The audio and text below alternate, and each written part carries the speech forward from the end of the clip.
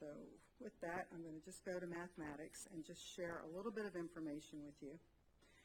Beginning with the 9th grade class of 2015, each student was required to enroll in a mathematics course each year of high school. Now that was some legislation that came through, and it was done for a reason. If you recall, we used to have this report called the SOAR report that talked about students' performance on assessments, often AccuPlacer, as they were going into college, and they often didn't perform well. And the feeling was, as we went back and looked at what was happening, that students often would take 3 years of math, and then for their 4th year, because they'd already taken their 3 required credits, not take a 4th year of math. And we wanted to make sure that students were taking that. So a piece of legislation just said they had to be enrolled 4 years.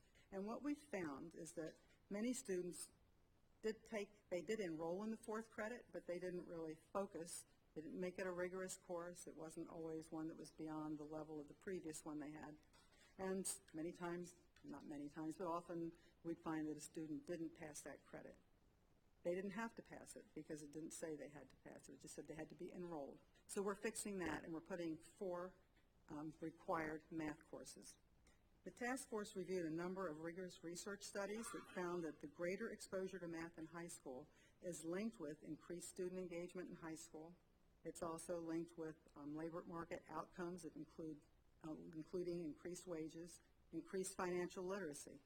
And one recent study found that state changes to minimum high school math requirements is especially beneficial to African American students. And so we felt very strongly as a task force that 4th credit had to be in there. But we also kept in mind that University of Maryland System Board of Regents in December 2009 did approve a new academic policy that required incoming freshmen and undergraduates to have completed 4 years of high school math, which fits now with what we're doing. And they also had indicated Algebra 1, Geometry, and Algebra 2 were the programs. We have not made a stand in Maryland as saying Algebra 2 has to be the 3rd course. And we didn't do that in this particular recommendation either. What we did was to say that it had to be a math program that fit within their program of study. And there are many different pathways, and we looked at many different opportunities that students would have to increase math. And we looked at quantitative literacy, statistics, and I know there are several work groups that are looking at what other kinds of pathways might be available for students that aren't strong in math and do not want to go into Algebra 2.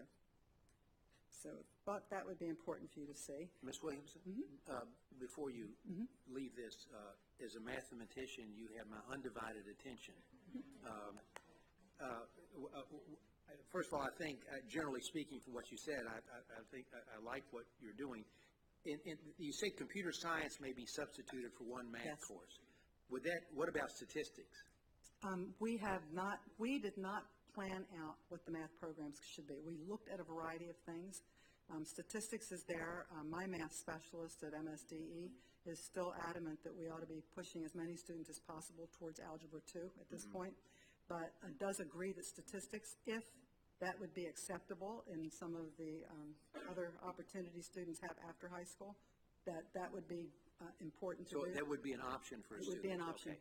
And actually, we'd seen First in the World Math was looking at that at one point, right. I think. They are. Right. I'm actually on the advisory board for right. First in the World. But then you say a student eligible to graduate except for attaining the 4th may demonstrate competency. How would they demonstrate competency?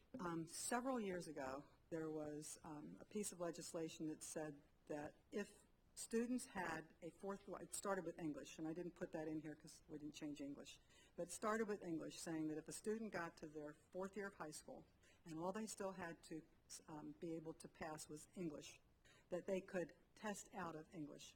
And so a committee was established, and I think we were also looking at the Algebra 2 at that time with Achieve, and they actually developed assessments. They developed one for English with the SAT and the second test, what's the second test called? The SAT-2. SAT-2. So they looked at that, and they had a score point established for that, and then they looked at Algebra 2, and they had developed an assessment for that. What we talked about was making sure that opportunity was in our regulation to say that if a student got to their 4th year of high school, and they had finished everything except math, and still had that fourth year, that we would give them an opportunity to test out. We would still have to establish what that cut score would be on which assessment. Right. We have not done that. But is the intention that the testing out and the competency demonstration would be at the equivalent to a fourth Yes. math course? Yes. Oh, Okay. absolutely. All right, thank you.